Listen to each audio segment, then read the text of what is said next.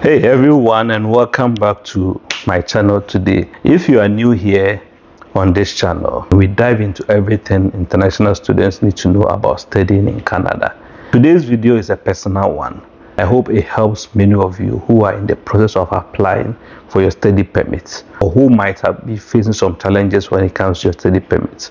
One of the main goals for me for setting up this channel was to mainly use my life as an example to help people to also learn, so that you can look at some of the mistakes that I have made so that you don't repeat them and learn from them. And when it comes to mistake, as a person, I try as much as possible to learn from my mistakes, and I always try to push against the limits. And by so doing, I make mistakes that I always learn from. And I believe that by sharing some of these mistakes, you can also learn from them. I've been through it all: 4 study permit applications, refusals, and even a judicial review. And when we talk about judicial review, basically it's you taking the IRCC to the High Court because you believe that the decision that they made your application, you felt it was wrong. Yes, I know the pain, the waiting, and the frustration, but I also know how rewarding the end result can be. One thing I always tell people is the decision to move to Canada to come and study, as much as it was something that I thought about for so long, I wish I had done it sooner. So in this video, I'm going to break down my own study permit application timeline, step by step, share the mistakes I made, and give you some advice that will help you to avoid them in yours. So here's what I'll try to cover in this particular video. 1, I'll look at the timeline of all my 4 study permit applications before I came into Canada, including all the refusals. Secondly, I'll look at the reasons why my applications were refused. Then we can look at some key lessons I learned along the way. Then we can also look at some tips on how you can successfully apply for a Canadian study permit. And last but not the least, we'll look at how I finally got my study permit approved after 2 years. By the end of this video, my hope is you have a clear idea of what to expect and how to avoid common mistakes that can lead to your study permit application rejection. And just to give you an idea, I remember when I shared my profile with a lot of people when I started applying for my study permit. Most lawyers and most immigration consultants that I dealt with, even colleague applicants, told me, even as you are the ideal candidate, we never thought they are going to refuse you. So I'll try to give you an idea of what my profile was. At the time that I was submitting my first study permit application, or I made a decision to apply for a study permit application, I held a Canadian visitor visa, which was multiple entry to Canada. I had a multiple entry visa to US, which was valid for at that time 5 years. I had a multiple entry visa to UK, and I had a multiple and Schengen visa. So when it comes to travel experience, I was somebody who had it all. Beyond having these visas, I had already been to about 21 different countries before submitting my application to come to Canada. And when it comes to work experience, I had been working for 15 good years without any breakages in employment, because I've never been unemployed in my life after school. At every given time, I've always had a job that I was doing. And when it comes to finances, as somebody who believed in savings, I had enough money and access to back my dream of moving to Canada. So finances was not a problem. So basically that gives you a general idea of what my profile was before I even made a decision to submit my first study permit application. So now let's jump into it. My first study permit application was submitted on June 6, 2020 using the GC key. Basically now there are 2 different platforms that you can use to submit a study permit application. That's the GC key and the IRCC portal. At that time I used the GC key and I applied to attend a diploma program at the University of Winnipeg. And the plan was to study business. Initially, I wanted to study at project management, but I switched to business. So in my first application, I actually submitted to study diploma in project management. And here's what I submitted. At that time, I submitted an application form, that's the IME 1294E, a letter of acceptance from the university, proof of funds. I submitted my own personal finances, about 6 figures, and basically all the stuff that were requested, and also some assets that I had, cars, houses that were in my name to back my application. assets that were in my name just to back my application to show that at least I have some ties to my home country and that I'm not moving to Canada to just go and hustle. I'm moving there and I might be able to come back to Ghana. There are things that hold me back to coming to Canada. You believe that this sounds like I had everything in order, right? Well, it turned out that was not the way. I had to wait for 8 months after applying before I got a refusal. And the refusal, I remember, came on May 7, 2021. After waiting for 8 good months, so I applied in June and the 2020, and the refusal for the first study permit application was issued in May 2021. And to be frank with you, when I first saw the refusal letter, my legs shook. I remember I'd come from the gym. When I got that notification from IRCC, I was like, oh, it has happened. Let's get ready to move. I opened it and it was actually a refusal. The refusal reasons were honestly a bit of a shock. They included the things that the visa officer raised were one, concerns over financial status and whether I could sustain myself in Canada. Even though I showed proof of funds and access to back myself and home ties to my home country, he said he has concerns about my financial status, whether I was be able to sustain myself in Canada, which was shocking. Secondly, they were not convinced I would leave Canada at the end of my studies due to my employment status back home. It was shocking because the documents that I submitted with my study permit application, there were letters from my company to show how long I've been working with the company, my salary and all the package that I had with the company, and letters to show that I've been working there. But funny enough, the visa officer felt that my employment situation back home was not strong enough, which was funny because I was working for one of the big companies in the country at that time, which is easily verifiable. Then lastly, there were doubts about my purpose of visit and insufficient ties to my home country, which was also even shocking because if you look at the kind of things that I submitted, you would think that all these things would be ticked off. They even went as far as saying that they could not verify my funds. It was funny because the bank that I submitted my application with was EcoBank, which was easily verifiable. I reached out to my relationship banker and she was like, there was no way they reached out to us to verify all these things because we could have proved to them that the information that they are looking at was genuine. But I didn't give up. So I decided to now look at least what went wrong and pick some learnings from it.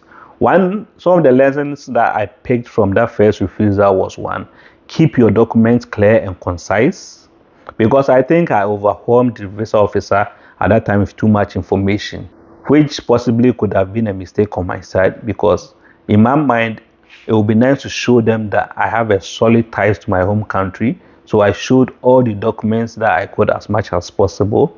So possibly that was able to overwhelm them. And possibly it could also be because maybe during that time, because of COVID, there was so much on their plates and they couldn't take their time to verify all this. It led to refusal.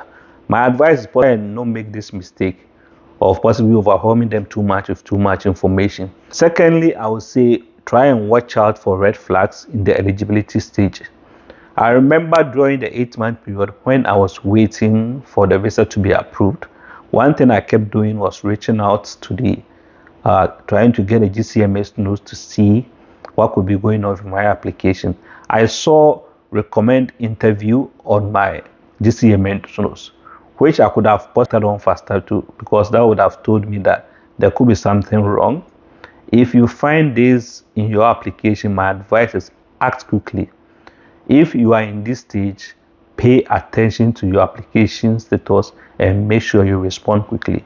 I always advise if your application is taking longer than the time that they have stated, it will be good to reach out and get a GCMS note to see what's going wrong. Because during that time, if I had acted, I could have been able to respond to maybe some of the queries that they had. Lastly, I would say provide clear proof of funds, because one thing that I also realized with the application was in my bid to put too much information in the application, it made it difficult to compress the documents, which made it eligible, so it was difficult to read my financial documents. Your financial documents should have a long and traceable history.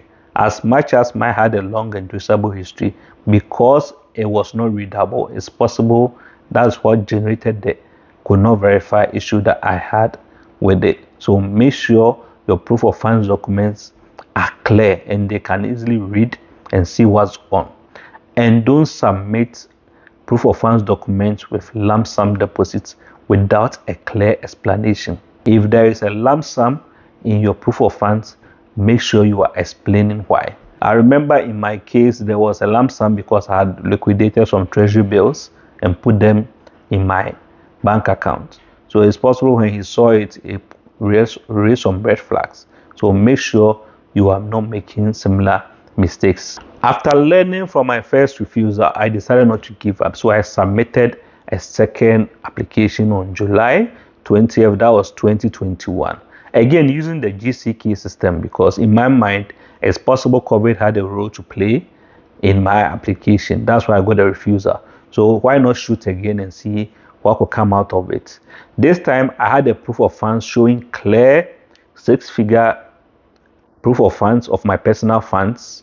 So basically, the proof of funds was over 100K, and I had already paid about 10,000 in tuition fee to the school just to secure my slots because it was very competitive, and without payment they couldn't secure your slots when you decide to, let's say, defer your program.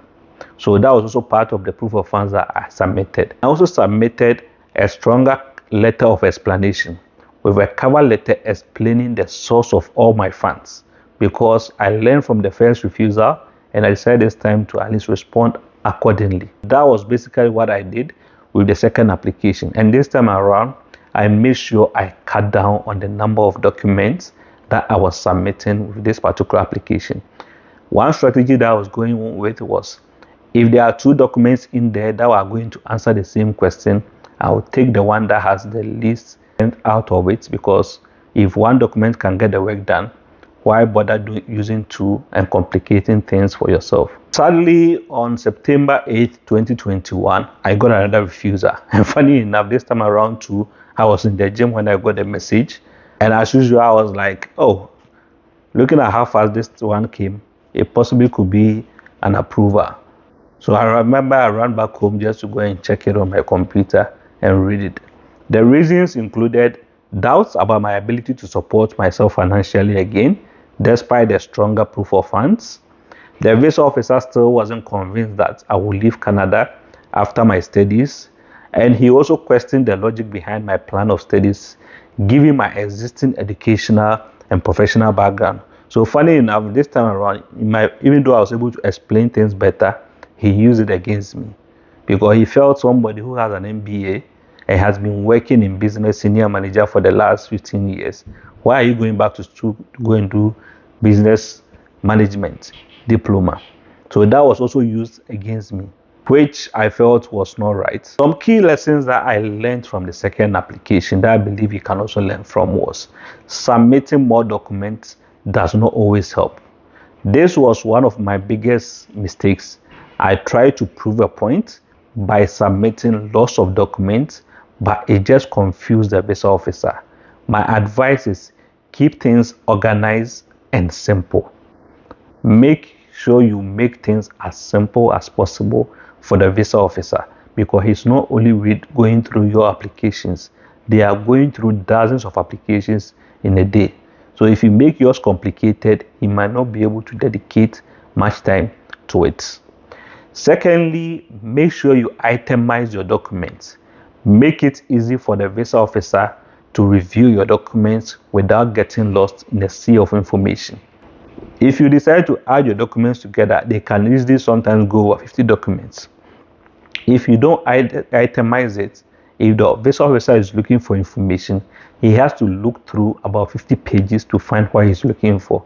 But imagine if you itemize your documents with a table of contents, he can just refer to the items or table of contents and know exactly which page he needs to go to answer the questions that he has. Because unlike the other embassies where you go for an interview and you're standing in front of the visa officer, so he can ask you all the necessary questions, this time you are not there. You are hoping that the documents that you submitted will tell the story and answer all the questions that he has. And most times they might reach out to you to ask you questions, but sometimes they might not and just use those ones against you. Thirdly, ensure your logic for study plan aligns with your background. If there is a gap between what you've been doing and what you plan to study, make sure you explain it clearly, because they will always wonder why you are choosing this particular program. In my case, I'm a trained electrical engineer who has been working as a business manager for over a decade. Now his question is, why business management? Why project management? So even though I explained in the letter of explanation, I didn't justify why the transition from what I'm doing now to what I'm trying to do in school. So that's something that you can learn from and not repeat the same mistakes. After the 2 refusals, I decided to take legal action and apply for judicial review, because I felt these people were playing with me. As much as I've given them all the information that they need, they are not giving me the approval. So I decided I'm going to take legal action. So on September 16th, 2021, I decided to do judicial review. This process is like asking the Canadian judge to review your decision made by the immigration officer. So it's like you are taking the IRCC officer to court to say that you believe that the decision that they made was not right and they didn't pay close attention to your application. So I engaged a lawyer to possibly get that one done for me, because at that time I was in Ghana and I couldn't do that myself. The process for judicial review was long and involved filing for review that was in November 2021, multiple back and forth between my lawyer and immigration officer. Then finally in December 2022, the review was concluded with a decision which was not in my favor. And I know most of you have been following my journey will tell me, December 2022, you're already in Canada. That's the funny thing. That's a story I'll tell you another day. My lawyer that I engaged, which is a popular lawyer on YouTube, a Caribbean lawyer, Goose Law, he said he did a good job, so I can mention his name. They actually mixed up my application for me. As a result, the judicial review, out of all the people in my group who applied, funny enough, I was the only one who failed and didn't get his approved. When it comes to this particular process, one thing that I'll advise you is make sure whichever lawyer you are going with is somebody who specializes in judicial review. Not all immigration consultants or immigration lawyers can get this one done for you. In my case, the one that I went with actually messed up the whole thing for me, because either they didn't do a good job, because the funny thing was, later when I engaged the High Court myself, I found out that emails that they were sent to them, they did not even bother to respond to it. So as a result, my case was thrown out. How this option can work for some, it is time consuming and very expensive. My advice, avoid reaching this stage by getting your application right from the start. So while the judicial review was ongoing, at that point I have realized that the lawyer that possibly I was using was not going to help me. So I decided that the lessons that I've learned from at least dealing with the Canadian High Court myself, all the reading and the immigration law that I've studied myself, I'm going to redo the application myself without involving my lawyer. So I submitted another application in July 2021. That I made sure I added my CV, letters of recommendation, some pay stubs, basically the same documents that I had used in previous applications, but very updated ones. And also proof of my investment back home, some life insurance.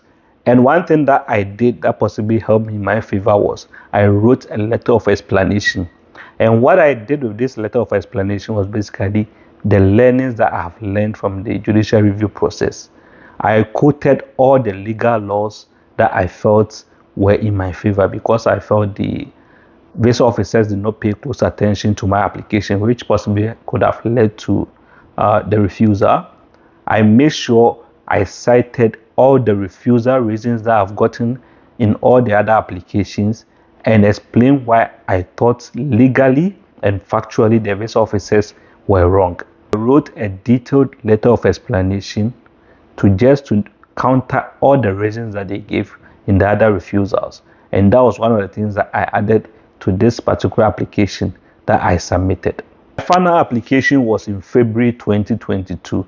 At this point, I have improved my proof of funds with more detailed financial history. I'd also include proof of my tuition payment to the University of Winnipeg because I deferred my course a couple of times, a letter of acceptance, my co-op letter, and updated bank statement. And this time around, I made sure the bank statement was very clear, with a clear letter from the bank telling them how long I've been with the bank, and a letter of proof of funds to explain to them how long I've been in the bank and how much investment I have with the bank. And this time I was able to at least get my medical request, and after that I got my PPR on June 24th, that was 2022, and I was ready to pack my bag and head to Canada. So what can you learn from my experience? Here is what I recommend if you are applying for a study permit. 1, have a solid study plan that connects your past education and the work experience to your future goals here. The visa officer needs to see a logical progression between what you've done in the past and why you want to come here and study in Canada. Secondly, proof of funds is very key, no matter who you are. Make sure your proof of funds are traceable and have a history. Avoid large lump sum deposits unless you can explain them properly. Because the visa officers, they know people do show and tell, where you just put the money in your account, print the statement just to come and show to them.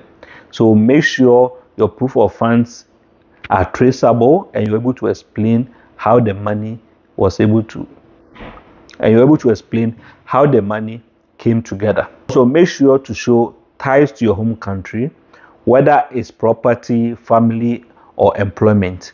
You need to convince the visa officer that you will return to your home country after your studies, as much as they allow dual intent, which means you can come here on temporary status but have plans of staying permanently.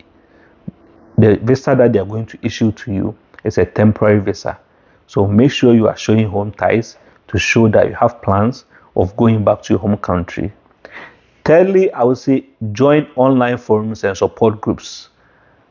I can't tell you how much I learned from other people in online forums and groups. Learn from other applicants and share your experiences. It was through some of these experiences that I knew that maybe the lawyer I was working with was short-changing me, even though I was paying him so much. It was through these online groups that I was able to make connections with people who helped me to at least relook at my application and repackage it properly. It's also through some of these online platforms that I was able to at least keep myself motivated, because I was with people who are in similar situations like myself, and we're able to at least motivate and encourage each other.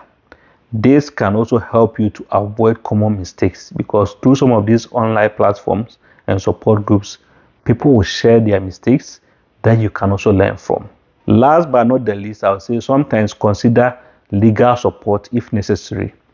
If you have been refused multiple times, consider hiring an immigration lawyer to review your case.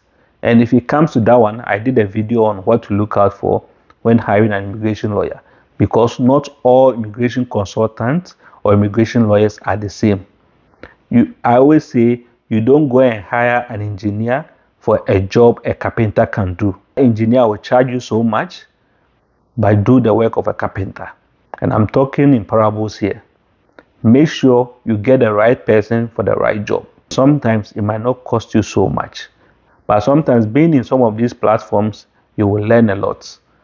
So that's it for my journey, and that's it for today's video, guys. If you found this helpful, make sure to hit the like button and subscribe to this channel for more content like this. And feel free to let me know in the comment section the kind of things that you like to hear.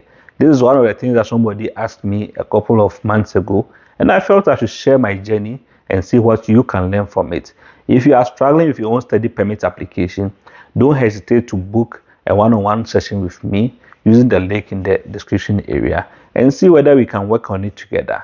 I will answer all your questions and help you to avoid mistakes I have made in my application in the past, and see how best we can look at your case and make it better.